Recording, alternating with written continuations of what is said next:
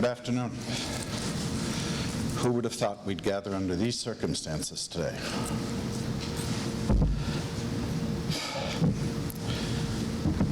Blair joined our program, I should say, for those I haven't met, I'm Kevin Kellaway. I was, I guess, technically Blair's thesis advisor for the last year or so. When he joined the program, I was on sabbatical, so I just saw him in sort of passing in the halls. But I knew he'd eventually come to my research group because, as you know, Blair's a big guy. He was 6'5", had apparently seen the inside of a gym once or twice, arms out like this, you know, an athlete all his life. So I knew he'd come to work with my group because we had so much in common. Yeah. He'd spent, I guess the first year in the program, he did a lot of work with Nicola on their work in selection and selection interviewing, and that's what took him to the 3-minute thesis and eventually to Italy for the conference. We tossed around a variety of thesis ideas, and I think it's characteristic of Blair that we finally landed on an idea because he found an opportunity through MyTax that not only would a company collect his data for him, they would pay him for the privilege of doing that.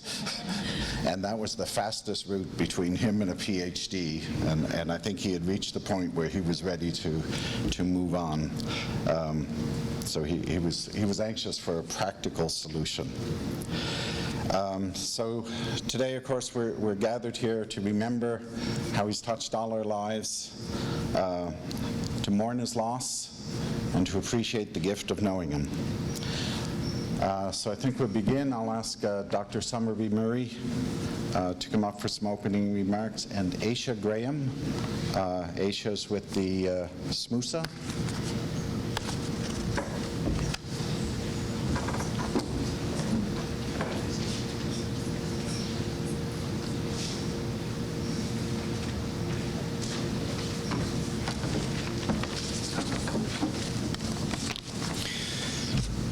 Welcome. Benvenuti Lamont Pigilazi.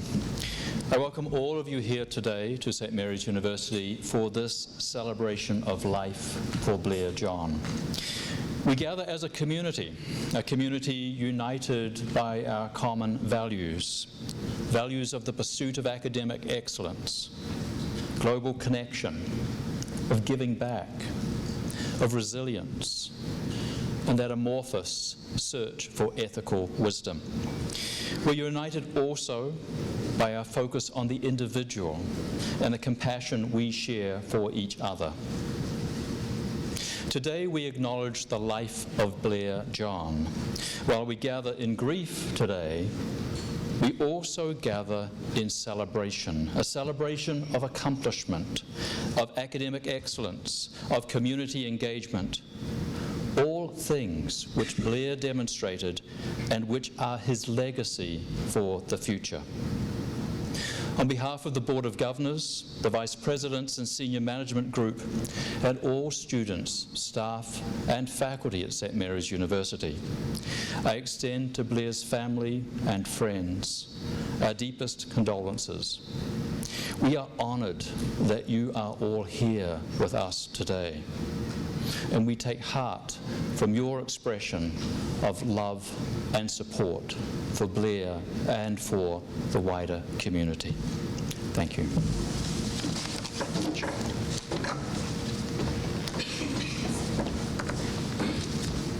Good afternoon. My name is Asha Graham, and I will be speaking on behalf of the St. Mary's University Students Association. A day like today is always difficult. St. Mary's is a small school, and as such, the loss of a student is one that ripples throughout our community. Blair John was an active student at St. Mary's, and the influence that he has had as a student is one that surpasses words. His passion for student life was evident and will have a continuing impact here on campus. So on behalf of the St. Mary's University Students Association, I'd like to extend my sincerest condolences to Blair's family, and I think the number of people in the room today truly demonstrates the extent of Blair's impact on campus. Thank you.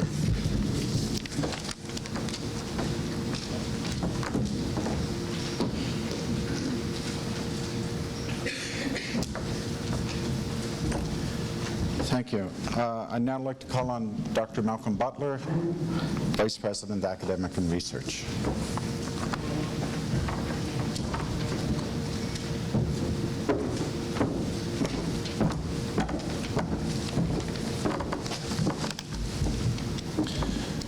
So it is my honor today to act on behalf of St. Mary's University to initiate the official conferral of a doctoral degree on Blair Johns posthumously. It is the recommendation for this has been duly accepted by the St. Mary's University Senate Executive, acting on behalf of the entire St. Mary's University Senate. Acting on this recommendation, we will proceed to confer this degree today in the presence of this formal assembly of colleagues, family, and friends. I now ask Dr. Adam Sardi, Dean of the Faculty of Graduate Studies and Associate Vice President Research, to come forward to request the conferral of the doctoral degree.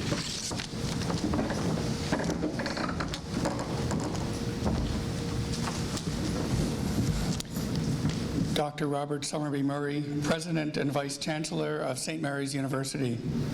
On behalf of the Senate of St. Mary's University, I present to you this candidate for the Doctor of Philosophy degree. I attest that following the policies and protocols of St. Mary's University, he has fulfilled all of the program requirements, and ask that you confer the following degree: Doctor of Philosophy in Industrial and Organizational Psychology to candidate Blair Randy John, with research mentorship from Professor Kevin Calloway.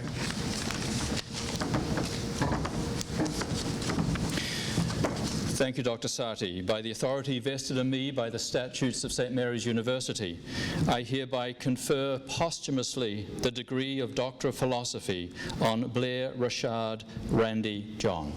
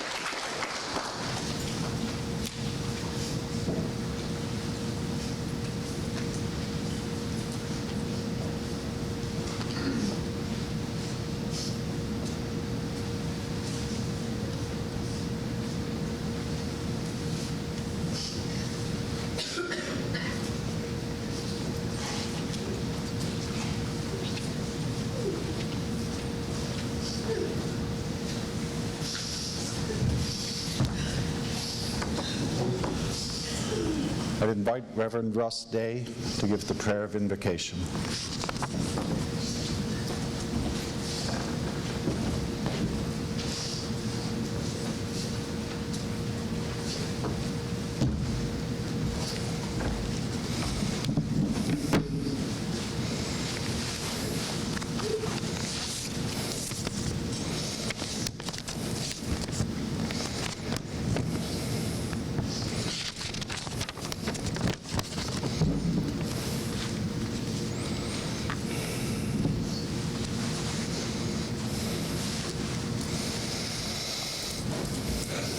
As we move to prayer, I would like to say to Kathleen and Bennett,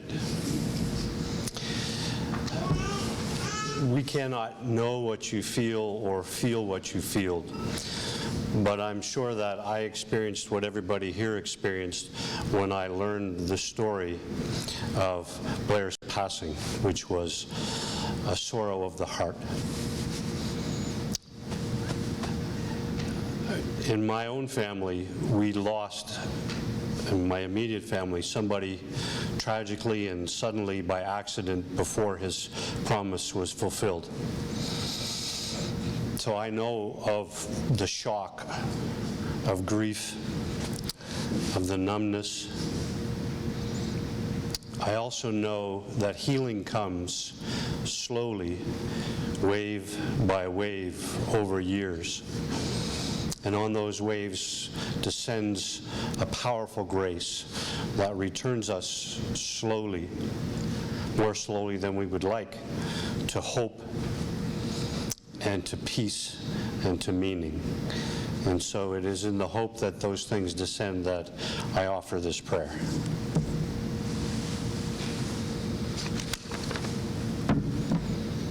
Loving God, source of all love, the oneness of all things, you are the silence at the heart of all that is. You are the stillness when the rains have gone. You are the ebb and flow of calm waters. You are the crashing waves of the storm. You are the long, dark night, and you are the first light of dawn. You are the mystery at our beginning before a breath is drawn. You are the quiet at our endings when all is said and done. You are the sacredness of letting be when nothing more can come. You are the solitude after the cling of love's embrace, and you are the risk of love that we must take for all that we might lose. And though the loss of Blair is unchosen and we have no strength for our own, give us grace when the time is right to leave him in your care and to let go in your peace, where all is one and only love remains. Amen.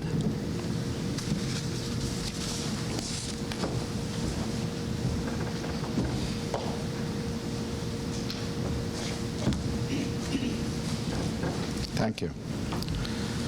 There are many who want to speak about Blair and what Blair meant to them. So we're going to bring up in groups of 3, I guess. And the first group is a group of Blair's friends. And forgive me if I mispronounce the names, but J.J. Joassen, Matza Simango, and Janesha Lewis.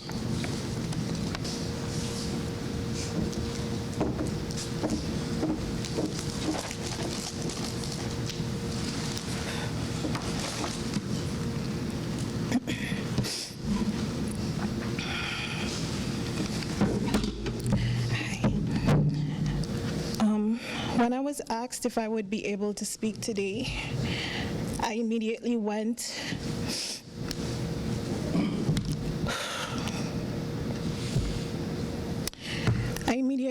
into a state of panic because honestly, I feel like you only meet people like Blair John once in your lifetime. And I don't think that there are enough words in the English language that could summate who Blair was as a person or the immediate mark that he made on my life.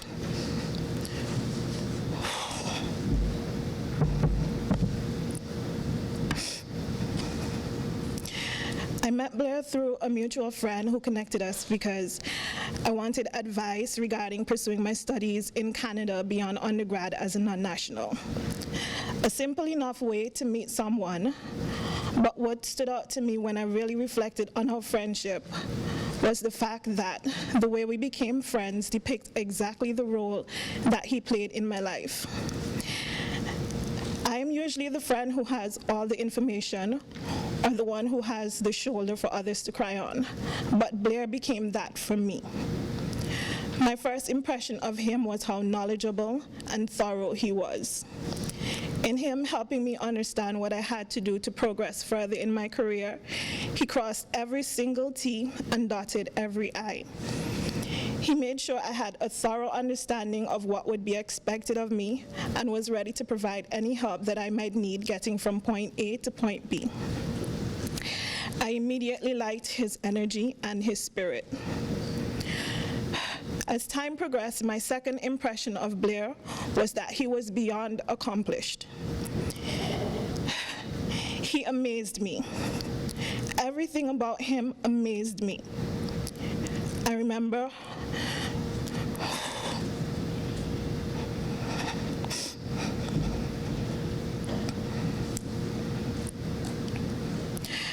I remember always joking and saying that I would put some respect on his name, because even though everybody's journey is different, that man had accomplished in 28 years of life things that I'm only still dreaming about doing. My overall and most lasting impression of Blair was that he was a good person. I don't want to use cliches and fluffy metaphors, but Blair was a light in a dark tunnel. Just walking by the fishbowl and seeing him there could take my day from a 2 to a 10. You make friends in university, and then you make friends in university. Blair was my friend. We didn't talk every single day. We were not always together. But he never missed an opportunity to check up on me, to ask me if I was good, if I needed something to eat, if I wanted to hang with him and the other students in his cohort, or if I just needed a pep talk. I think the pep talks and lectures were his favorite part of our friendship, because he always had one waiting for me. The moment that I think I was really made privy to what I consider to be Blair's spirit and the way his mind worked was during one of our many debates, and we had lots. I said to him that living outside of the Caribbean has made me more aware and self-conscious of the fact that I'm actually a minority. And he looked me dead in the face and said, "Jen, I honestly don't want to live my life thinking like that." I'll never forget that moment. In an era where minorities are constantly fighting to be seen, to be heard, to be treated equally, here was someone who fell into that bracket telling me that he refused to let what the world thought of him change the way that he viewed himself. And even though this might not mean much to a lot of people, to me it meant everything to actually know someone who could be so different. Even though I argued with him in true Jen fashion, all I could think was, who is this man, and how can I be like him? I value people who challenge me and challenge my thinking and help me grow, and Blair was constantly doing that. Everyone knows he was always happy, always the optimist, always Blair. On the other hand, I am always the worrier, always the doubter. I say this to say that being around Blair was refreshing. It was always refreshing. When I first got the news that he had passed, I felt like a part of me died too.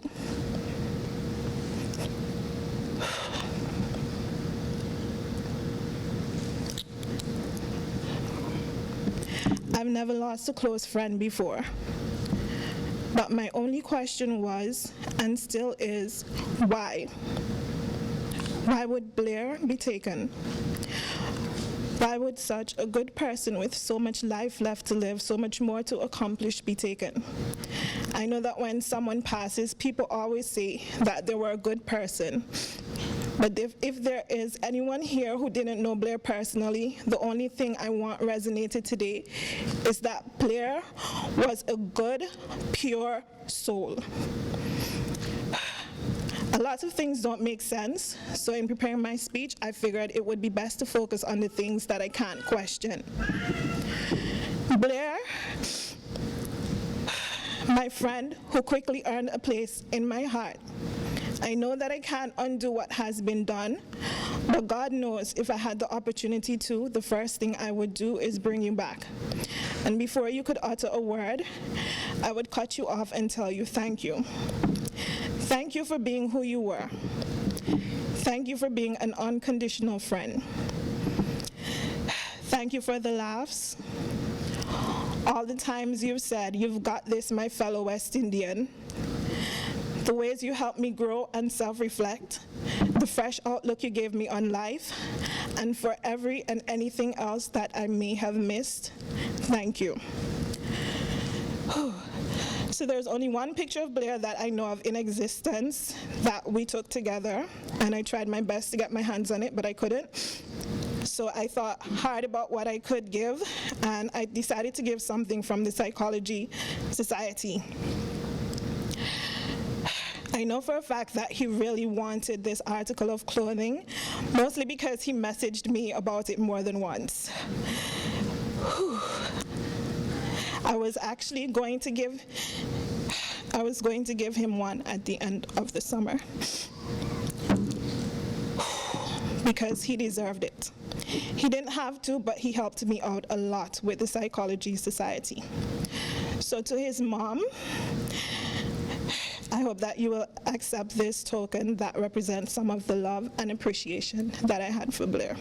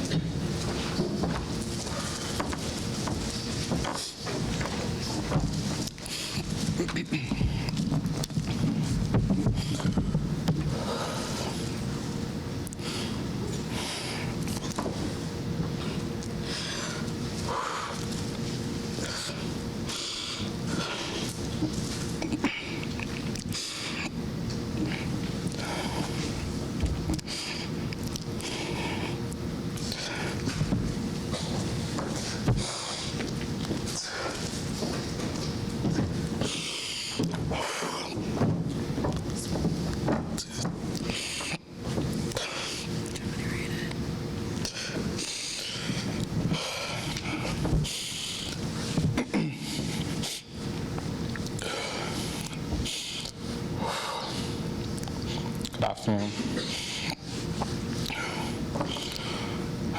My name is Junior Joseph, and I first met Blair in undergrad at St. John's University in Minnesota.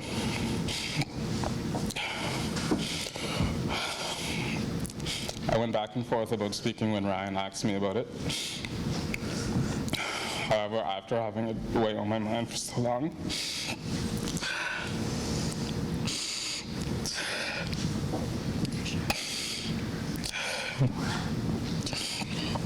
I decided that I had to give it a try because Blair was such a great guy.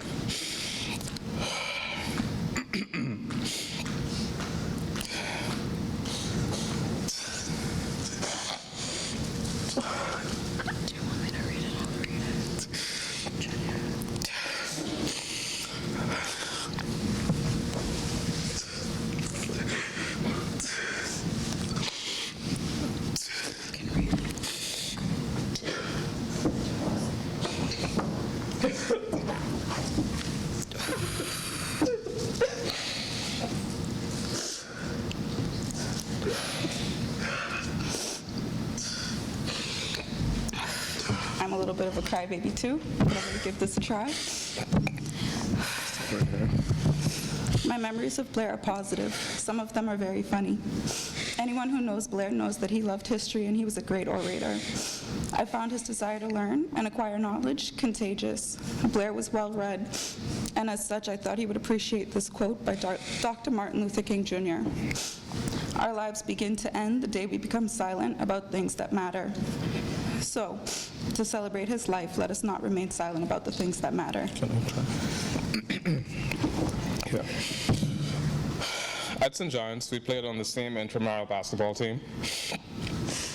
As you all know, Blair was a tall guy, so having him on your team was an obvious advantage. He was the best player on the team, I have to admit that, but I distinctly remember he had a funny shooting motion, so whenever I saw him shoot, I would hope that I never shot like that. I remember when we were both living in Minneapolis, and we realized that we were both planning to come to study in Canada. We met up in his apartment and figured out the study permit application. He was so eager to continue his educational journey and at the same time experience life in Canada. From the time I spent with him through the years, although he may not have known it, He was someone I learned a lot from and whose actions and way of living I tried to incorporate into my life. This last April, I had a work placement in Dartmouth, and he was more than willing to let me stay on his couch since I was coming down from PEI.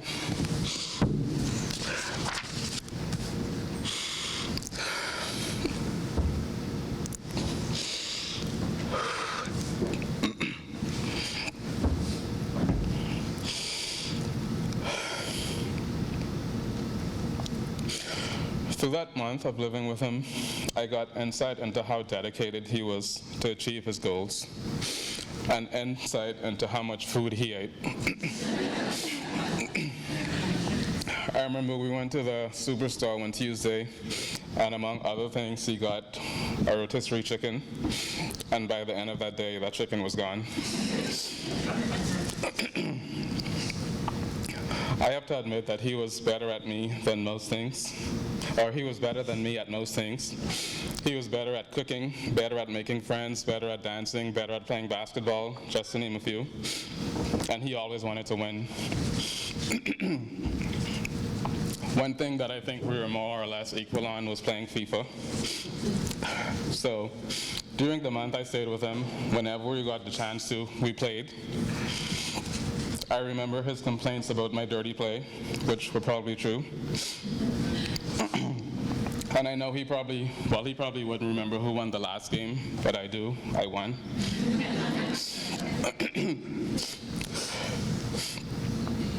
At the end of my work placement, it just so happened that he was going to be flying to Montreal for a presentation. The morning of his flight, I got up earlier than I would have preferred, and we drove the 30 minutes or so to the airport. We got there, he got out of the car, then he said, "Come give me a hug, boy." We hugged goodbye. That was the last time I saw Blair. And his time here, he showed me the value of friendship and the dedication it takes to achieve one's goals. Blair has and will continue to be a motivating factor in my life. Blair, your friendship was truly a blessing to all who called you a friend. Thank you.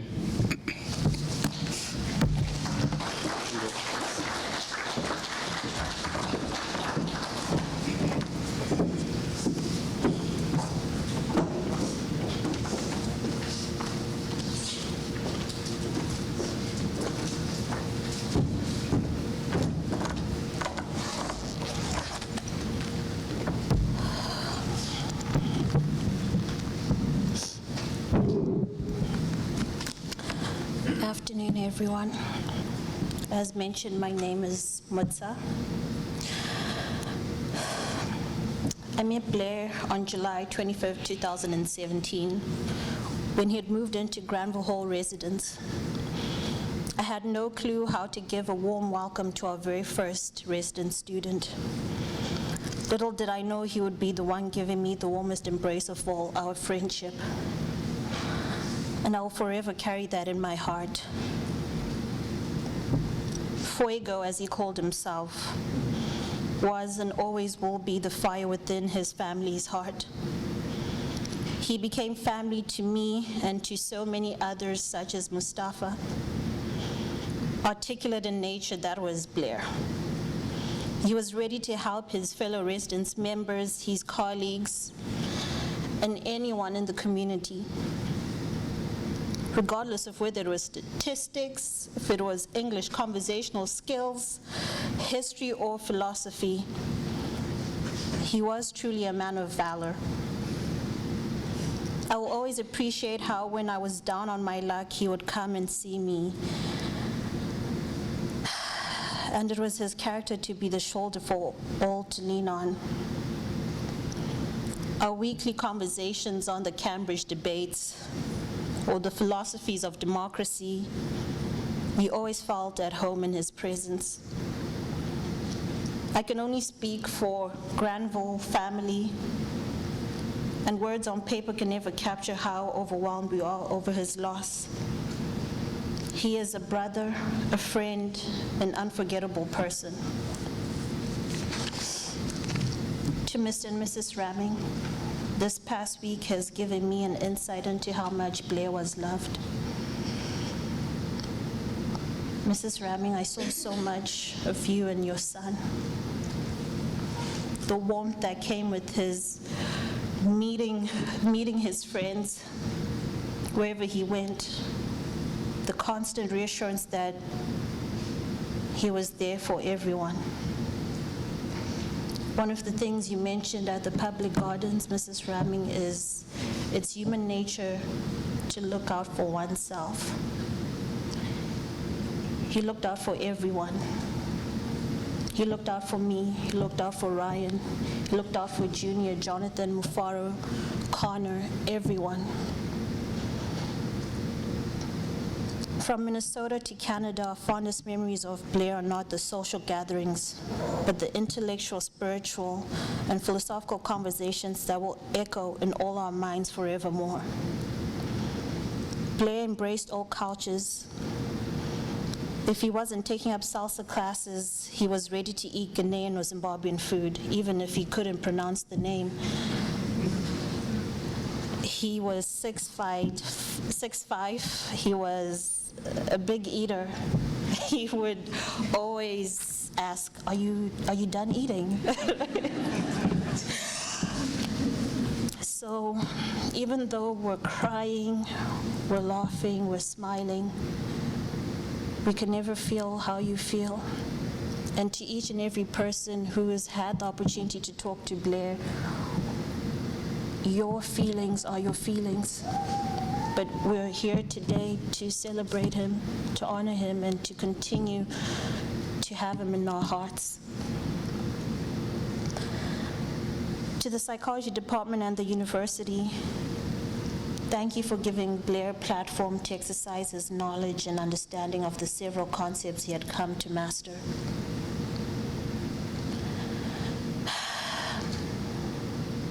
He always spoke about his upbringing,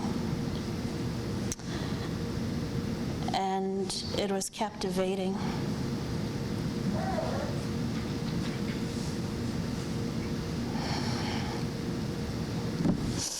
Grief is love with no place to go.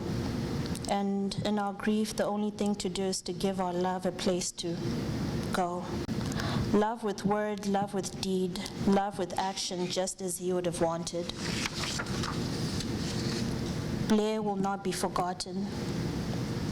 You will remain etched in our hearts, for you shared so much of yourself with all of us, and your work will continue to speak for itself. And now that we have been given this platform to continue what he started, may we be positive and continue to help others as much as he did.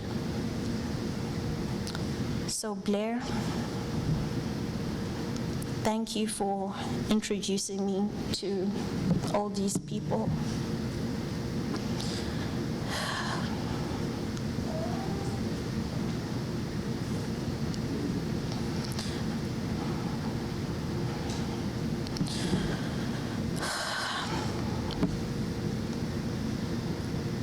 You find it hard to say goodbye because those are the last words on your mind. And I know that Blair meant so much to so many people, including me. And I ask that you continue to celebrate him. Thank you.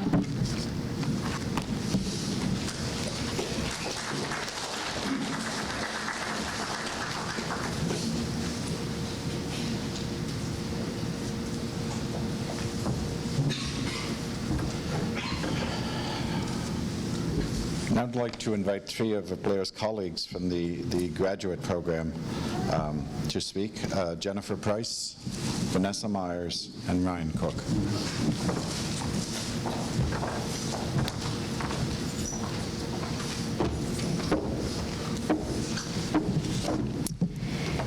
So good afternoon, everyone. I'm Jennifer Price, and I'm very privileged to be one of Blair's classmates. I decided to wear a fun pair of shoes for this event in honor of Blair, because even when he was being serious, there is still a glint in his eye, a certain something that let us know that he was still having fun, and that life was so much better because of it. Today, the university officially conferred to Blair his PhD. I would like to now take a few minutes to tell you a bit about what I know of Blair's path to getting it and what it meant to him. His time here was filled with laughter and friendship, with ups and downs, with some frustrations, and a lot of successes. Receiving his PhD was something he talked about and worked hard for. He was happy to be at SMU, happy to be pursuing it, and he passed that enthusiasm to us. I believe it was during our second semester last year when we all found ourselves worn down, tired, frustrated, and weighed down by all the readings and the work, that he urged us not to be discouraged, that we should keep our eye on the big goal, which was to graduate, that these challenging moments were temporary. He had once told me that he wanted to be done so he can go out and make a difference. And if he happened to develop the next greatest psychological theory and get rich along the way, that he wouldn't be so sad about it either. This was also around the same time that he thought to lift up our spirits by baking us his special sweet potato pie, which we recently discovered was not one of his family's secret recipes, and which was more sweet than potato. After one small piece, I was so wired for the first few hours, then suffered from a sugar comatose for the rest of the day, and maybe even after the next. The last time I saw Blair was when he was trying to complete his comprehensive exams. He was in the graduate lounge, a place that we fondly, or perhaps not so fondly, refer to as the fishbowl. Being the summer months, it was empty, and he decided to take over the entire place. He had stacks of papers and articles spread out on the center desks. He said that he was camping out there and that his goal was to answer one question every day, and that he was nearly done. He was very much looking forward to moving on to his thesis work. He told me that he'd finally had a thesis topic working with Dr. Kevin Calloway. He later texted me what it was to be on. He said, "It's basically testing the effects of non-invasive monitoring on stress and work-family conflict." It was to start this fall. It was going to be a longitudinal study with data being collected by the organization in 2 waves, and that he was receiving funding through MyTax. He was excited to not only have a topic, as he had been searching for one for quite some time, but he was pleased to be doing something that was practical and could eventually have an impact on people's lives. He was also very glad to be doing it under Dr. Kevin Calloway's supervision.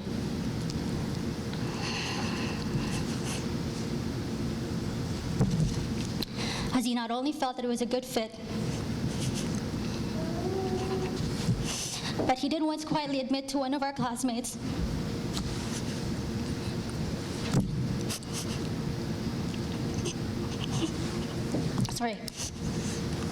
He did once admit to one of our classmates that Kevin, when he grew up, he wanted to be like you.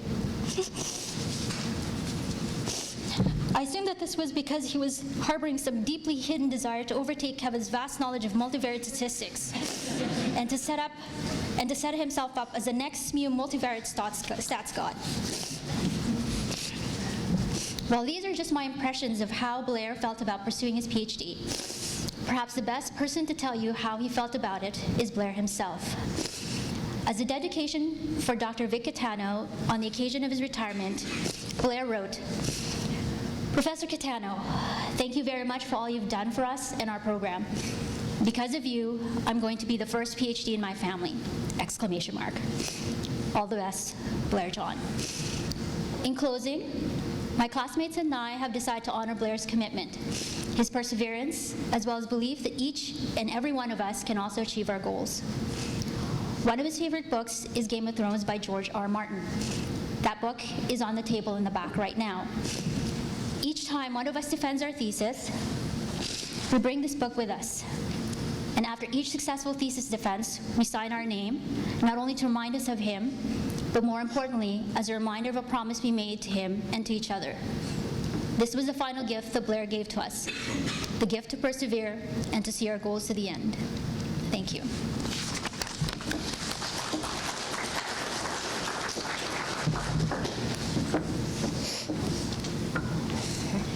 My name is Vanessa Myers, and I'm one of Blair's classmates. But Blair was more than a classmate to me, he was a close friend. During our times together, we shared many deep conversations and many laughs. Blair was my fellow extrovert and a person that I felt very comfortable with sharing my life stories. When I was thinking today of a story that I can share with you, there was one particular memory that kept coming into mind. In my first few months of entering the program, Blair invited me to the Granville Hall, also referred to as the International House. Every time I went into this house, I was always so surprised at all the friends Blair had already made. It made me realize of how much of an impact Blair had on people. Walking into this house, I also felt a little out of place, being the one non-international student there. There were a few times where people would ask me, "What country are you from?" As I quietly would say, "Canada." But regardless, Blair always made sure that I felt included in these situations, and of course made sure that I had a good time. This story I share is just one of the many times that I will remember with Blair and that I will always cherish. It was evident that Blair could get along with anyone, as he was thoughtful, kind, funny, inspiring, and his positive energy could light up any room he was in. But for our friendship, it was our similar interests and values what brought us close together. We had many conversations of the paths that we both wanted to succeed in. We both wanted to end up in a path of consulting, and we both talked about how badly we wanted to succeed in this world. These are conversations that I will hold close to me, and I hope to make Blair proud in the path we both desired. So as I continue into my PhD this September, in memory of Blair, every milestone my classmates and I reach will toast to Blair.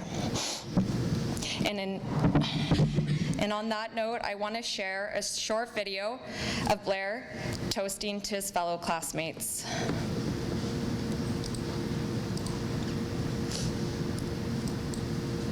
I'm a little bit older, slightly wiser, not very much, but just slightly. And I will say that you all are some of the finest people that I have ever met, and there's nobody else I would rather be doing my PhD with than all of you. And me. Obviously. Especially you. And that said, I wish you all good health. I wish you all success in the future. This was one of the last memories my classmates and I had with Blair all together, and personally one of my favorite memories. I'd like to end by saying Blair will be deeply missed in this program, but I know his inspiration will continue to live on. Until next time, my friend.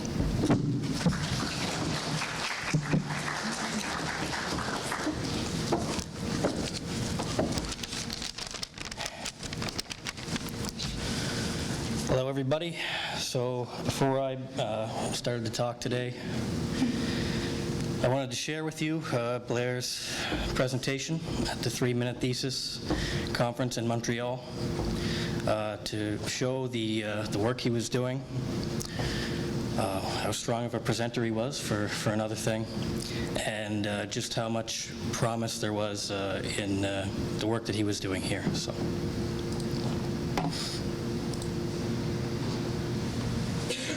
Our next speaker is Blair John.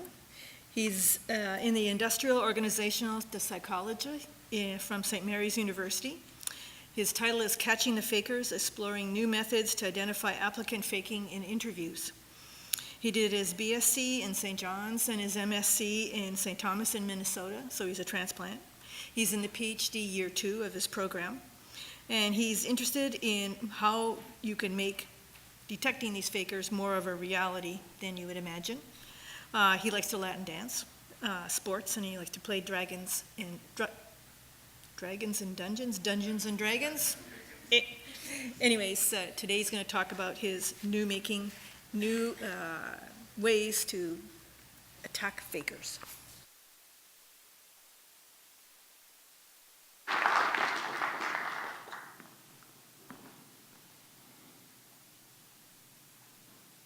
Let me ask you a question.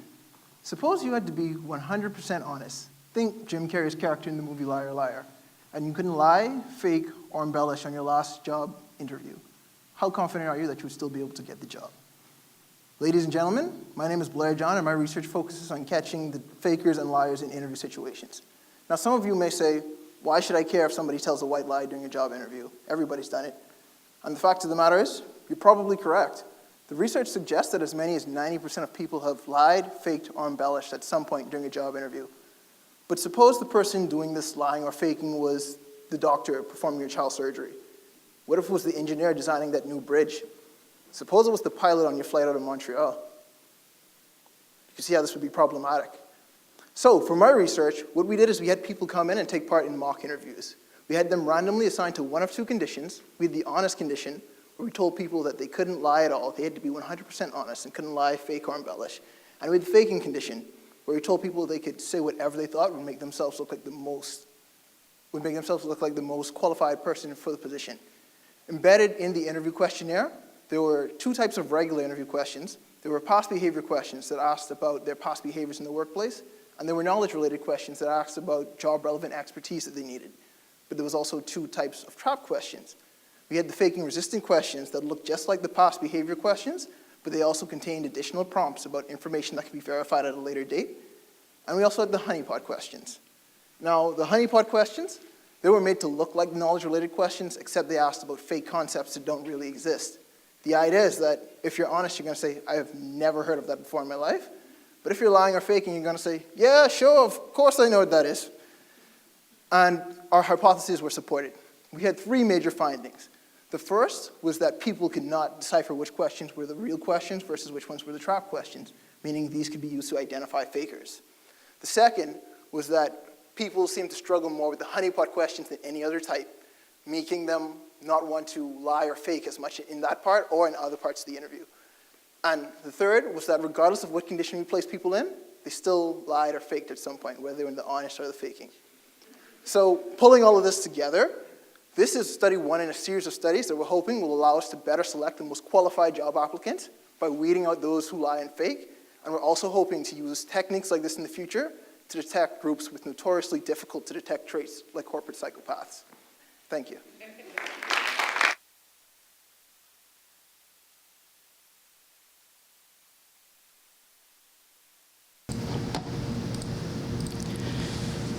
So, for those of you who just watched that for the first time, you can see how much Blair had to offer to the field of biopsychology, or really whatever he wanted to put his mind to. I am pleased to say, though, that all of his hard work on that project and all of the long, painful hours him and I spent in the lab either getting participants or waiting for them to not show up, that hard work will live on, as there are plans for Dr. Rouland, myself, and others to continue with this line of research. So it was a true pleasure to work with Blair on this project and many other group projects that we had in our classes, which we often worked together, because Blair had such a strong and beautiful mind, even when he said he just wanted his dissertation to consist of one t-test.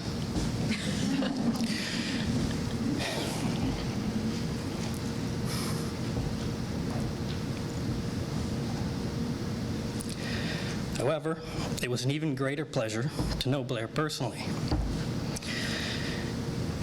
From the many times him, Matt, and myself went to HFX Sports Bar, to the times we spent on my patio barbecuing and making fresh mojitos, very good, to the times we'd go and sit on Citadel Hill at 2 or 3 a.m.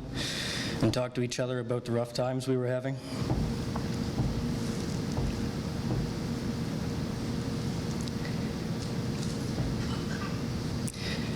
And to the many conversations we had about becoming fathers.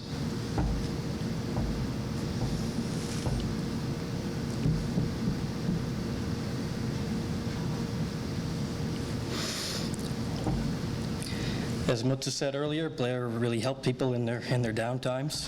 For me, I can speak to that. Last summer, I was personally having a bad time with various things, and there was times where I was really struggling, to go on with things. And Blair, almost single-handedly, with his character and just the man he was, got me through that, and I'm forever grateful for that.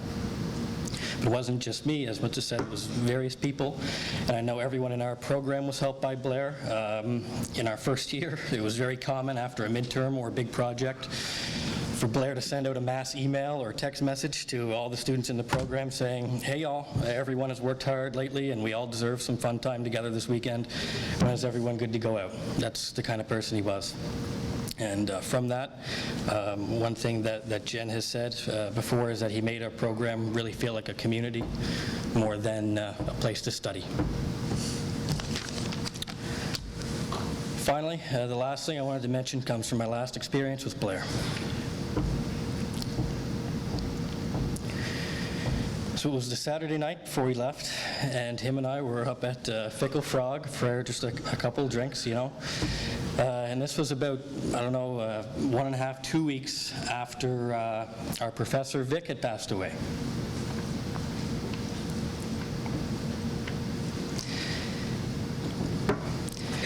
So Blair told me that he hoped that he would be remembered as a great man like Vic, who had influence over many people.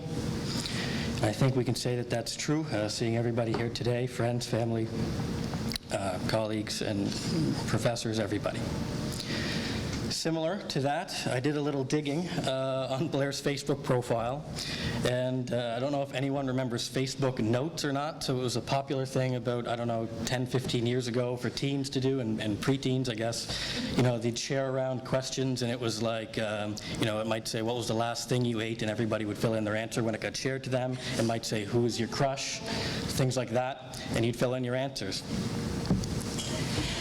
So Blair posted his first Facebook note over 10 years ago. It was from February 2009, and it was called My 25 Things, which is basically 25 facts about himself. I'm not going to read them all. I'm only reading the first two.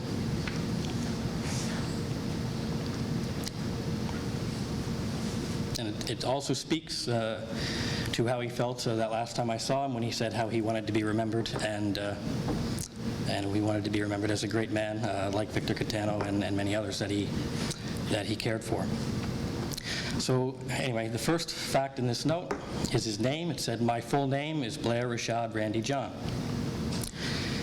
And the second one, immediately after that,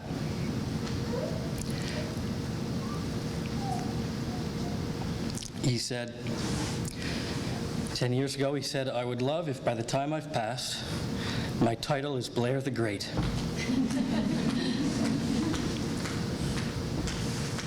So, to Dr. Blair John the Great.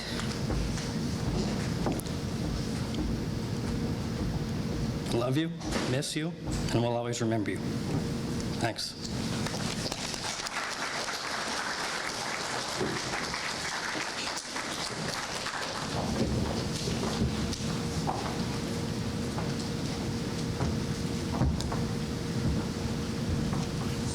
For our last group, I would like to invite three of my faculty colleagues in the Department of Psychology, Dr. Laurie Francis, Acting Dean of Science, Dr. Arla Day, and Dr. Nicolas Boulin.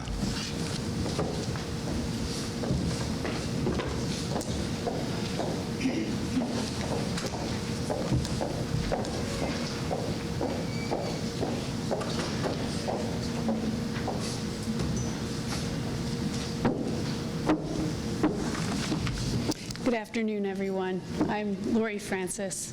This year I'm the Acting Dean of Science here at St. Mary's University, but my day job is Professor of Psychology here at St. Mary's. Over the past several weeks, I've found myself reflecting quite often on Blair's experiences here at St. Mary's, but perhaps more importantly, to his contributions to the St. Mary's community. St. Mary's University's motto is Agi quod agis, meaning do what you do. And our university, somewhat uniquely, actually has a set of values that are used to guide our strategic initiatives here at the university. And these values include pursuing academic growth, demonstrating resilience, developing intercultural competence, engaging with alumni and community, and exercising ethical wisdom. Blair. The industrial organizational psychologists in the room are perhaps at this moment saying, oh, person-organization fit. And others are maybe saying, wow, Blair really fit in at St. Mary's, because Blair lived these values. He won the university's 3-minute thesis competition, as we were just able to see. His resilience, cultural competence, and the strong efforts that he made to promote a culture of inclusiveness and learning for the psychology graduate program, but also for the larger community of St. Mary's. More broadly, were evident in his everyday activities and effect on people. Blair had particular interests in how psychology can better people's experiences in the workplace and how effective leadership transforms workplaces and workers. And for Blair, in what he studied, in how he conducted himself, it was very much about people, about other people.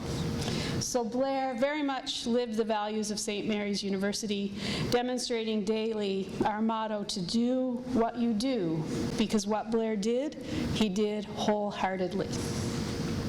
We have heard here today the many examples of Blair being present, being in the moment for other people. And I now, in fact, wonder if Blair maybe knew of this motto when he was choosing the right place for him to pursue his PhD. Because in so many ways, our motto, to do what you do, reflects the messages of Blair's beloved Stoic philosophers. So, for example, Marcus Aurelius, who wrote, "Give yourself a gift, that of the present moment." Blair's life greatly influenced all those he touched at St. Mary's, and so too has his passing. He's greatly missed from our community. We have lost one of our own, a true Santa Marian. And to Blair's family and friends, please know that we stand with you and we support you as you experience this profound loss. Farewell, Dr. Blair John, the great, man of immense character and presence. We all miss you.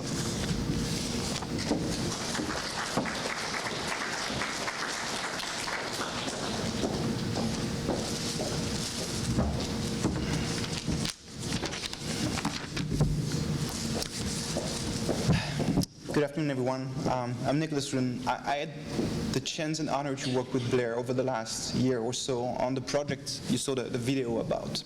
And when I thought about what I would say today, as many of you know, Blair was a big fan of George Martin's Game of Thrones universe, and I thought the best way to celebrate him was to kind of tell his journey using that universe. So if you're not familiar with it, just bear with me for a moment. I'm happy to translate later. So here's it. This is Blair's Songs of Ice and Fire. Blair House John was born on Toth, the so-called Sapphire Island, because of the blue of its surrounding water. Although he was built like a knight and could probably have defeated any of us in a sword fight, Blair was never looking for combat. Instead, he was in a quest for knowledge and experience. He was one of the rare knights of the mind.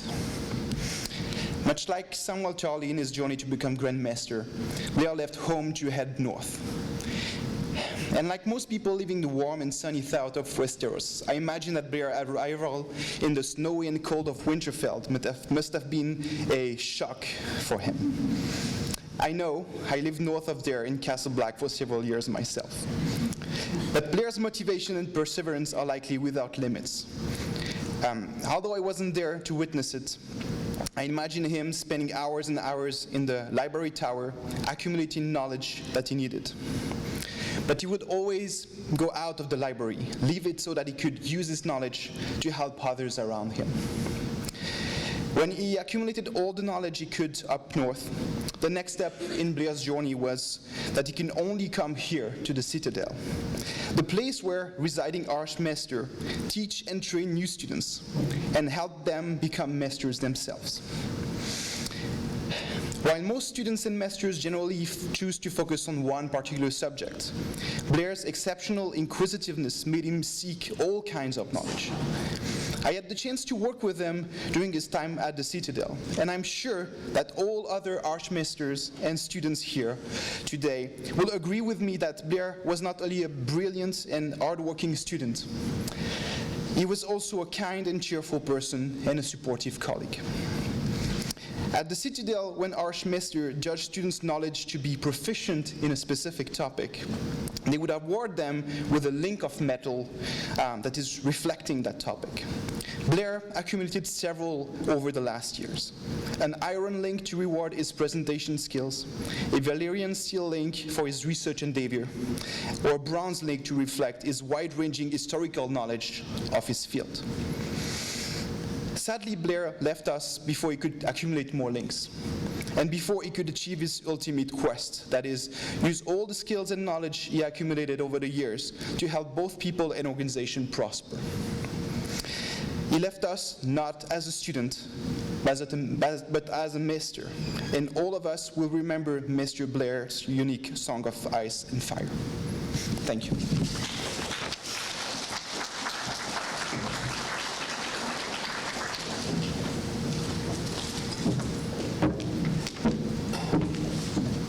I may need that translated later.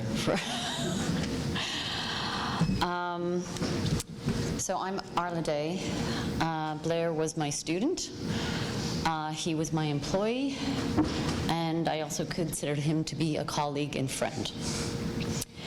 And listening to everybody today, and I kind of think of the number of times we met and talked, and the number of times that I told him, "You've got this," he went out and he said it to all of you tenfold. I had the privilege of working with Blair. I had the privilege of teaching Blair in his PhD classes.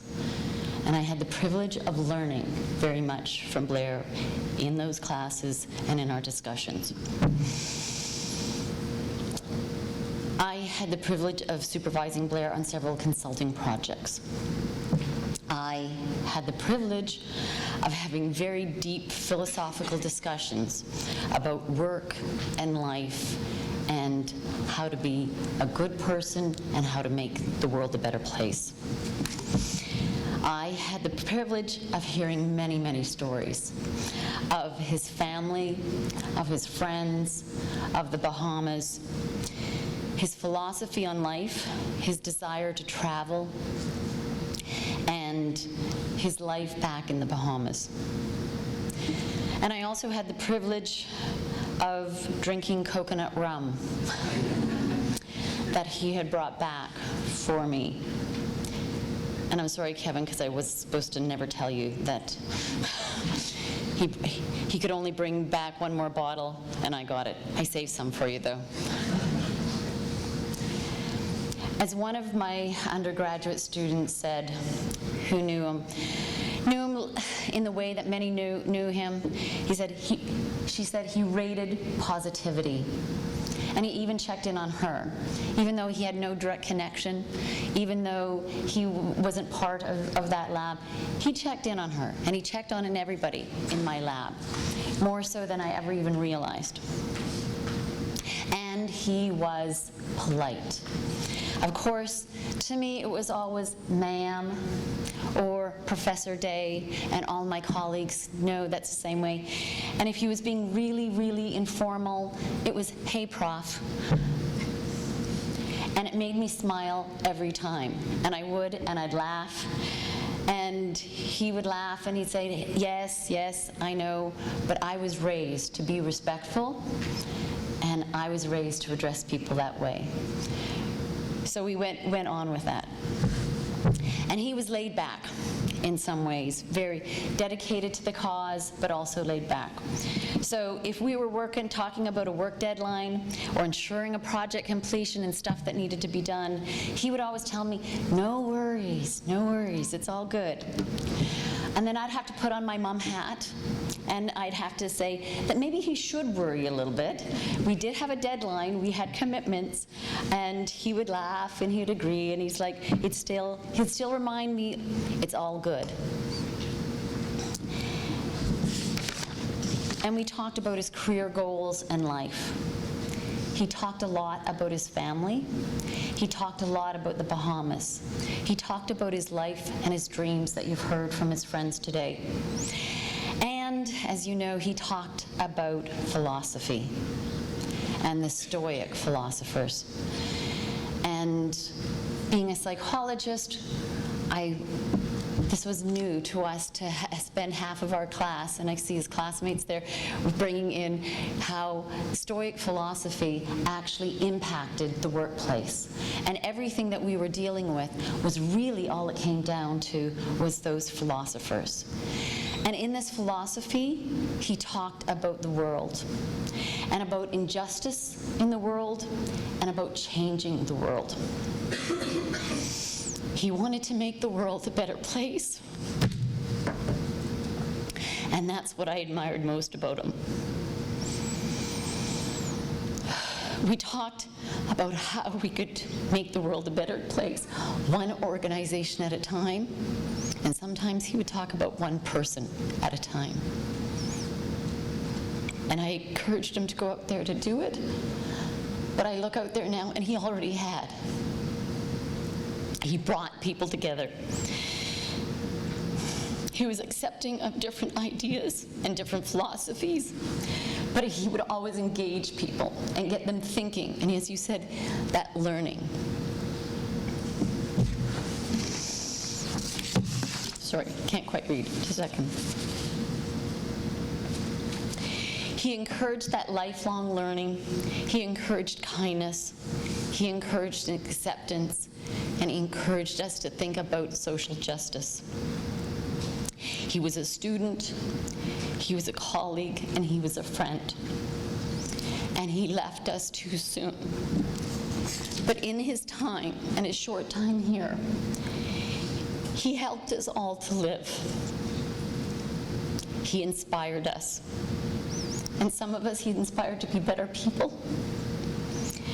And in his death, he can help us continue to live. So, as Blair would probably have reminded us, and using the words of Marcus Aurelius,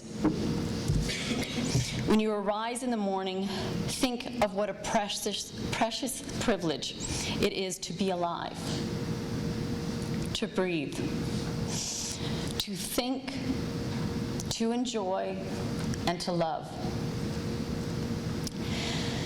Waste no more time arguing about what a good man should be one. Do every act of your life as if it was your last. It is not death that a man should fear, but he should fear never beginning to live. So we can be reminded to follow in the very big footsteps of Blair the Great, so that we can all try to do our best to be like him, to radiate that positivity. Don't sweat the small stuff, but be ready to fight for what is right, but do it politely. Be a good person and never forget to live.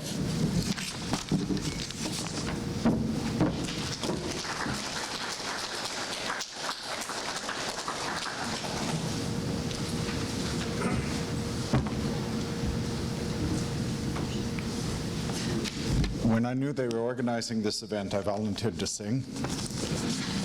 They said no, repeatedly and rudely in some cases. But Bennett Raming is going to sing for us. Bennett.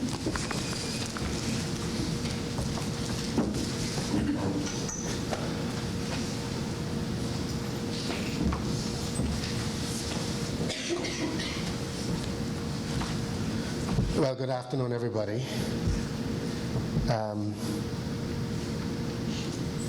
We reached here on Friday night. We began to get in contact with some of the folks that had some relationship, one or the other, with Blair. And we realized that he was really special to you. Many of you call him Big Brother, some of you call him friend, some of you call him so many other things, inspirational and all that kind of thing, inspiring and all of that. So I just have one simple question then for you who is still here, and that is this. Who's gonna fill his shoe? Who's gonna stand that tall? Who's gonna make the effort to help us one and all? Who's gonna give their heart and soul to get to me and you? Tell me, who's gonna fill his shoe? Let me ask that again. Who's gonna fill his shoes? Who's gonna stand that tall? Who's gonna make the effort to help us one and all? Who's gonna give their heart and soul to get to me and you? Tell me, who's gonna fill Blair's shoe? We've come all the way from Nassau to, well, this is a bad time for us because we would want to meet you in a happy, more happier and more pleasant time. That wasn't to be so. We wanted to visit with Blair. That was not to be so. Blair's mom, who is my beautiful wife, Queen Kathleen, often talked about this baby boy who she thought was extra special. And I never really got a chance to find out exactly how special he was the way she talked about him. When he would call, I would speak to him on the phone, and there's this voice on the next end of the line who wanted to meet me to beat me in some dominoes. That didn't happen. So he came to Nassau in December, and it was amazing that when I walked up to him, I actually looked up and said, "Boy, how you doing?" Can you imagine talking to a giant and saying, "Boy, how you doing? It's so nice to meet you."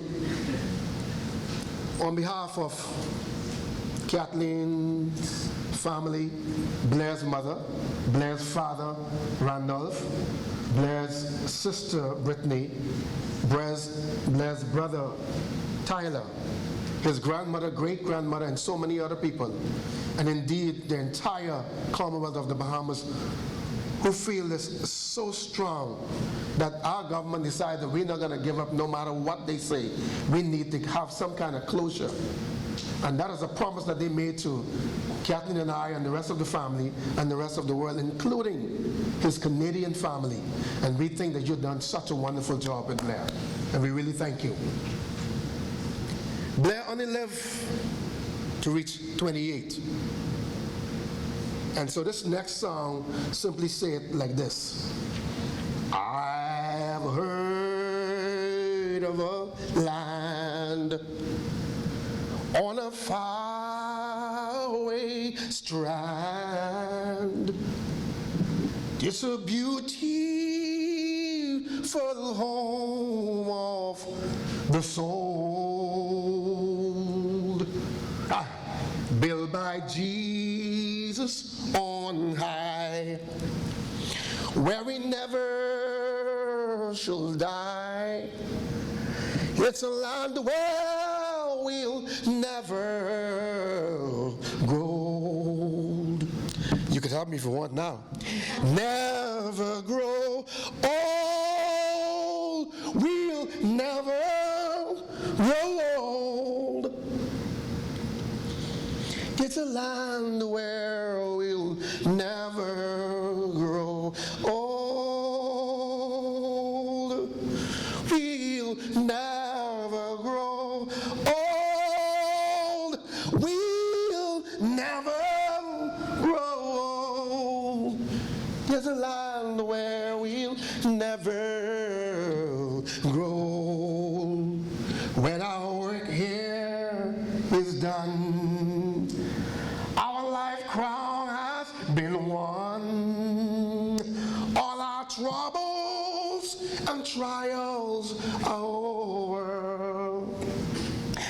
happy praise to the King till eternity reign. With the loved ones who've gone on before, never grow old, we'll never grow old. Is a land where we'll never grow old. We'll never grow old. We'll never grow old. Is a land where we'll never grow old. Let me say it again. Blair, we'll never grow old. We'll never grow old. Is a land where we'll never grow old. We'll never grow old. Never grow old. 'Tis a land where we'll never grow old. I'm singing and talking about a land where we'll never grow old.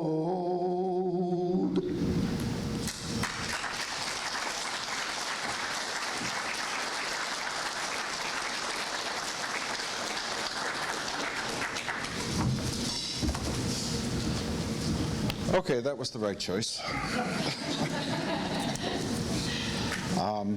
So just to bring us to a close, some administrative stuff to remind people there is a guest book at the back if you didn't get a chance to sign it. After we conclude here, there is a reception, and please join us and mingle.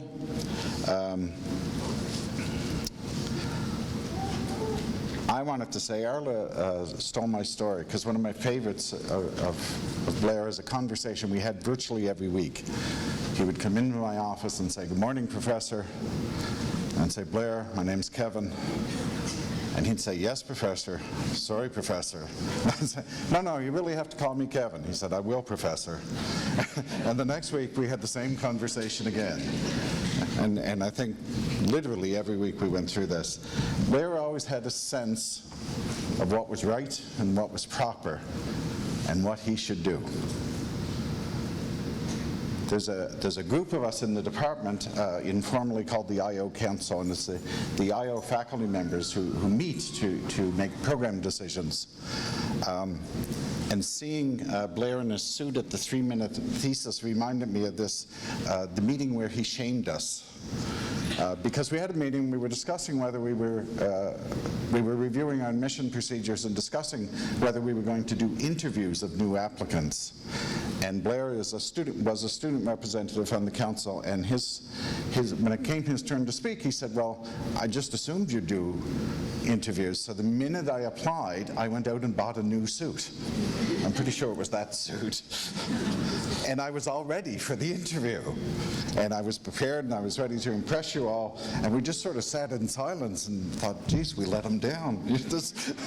We could do one now or something. So now we interview all the new applicants. And it's just for him. But he knew what was right.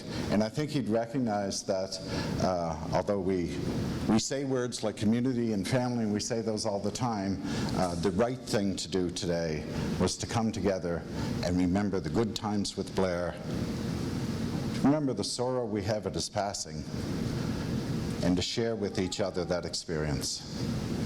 So on behalf of the family, the department, I'd like to thank all who participated in arranging this goodbye to Dr. Blair John, the Great. Thank you.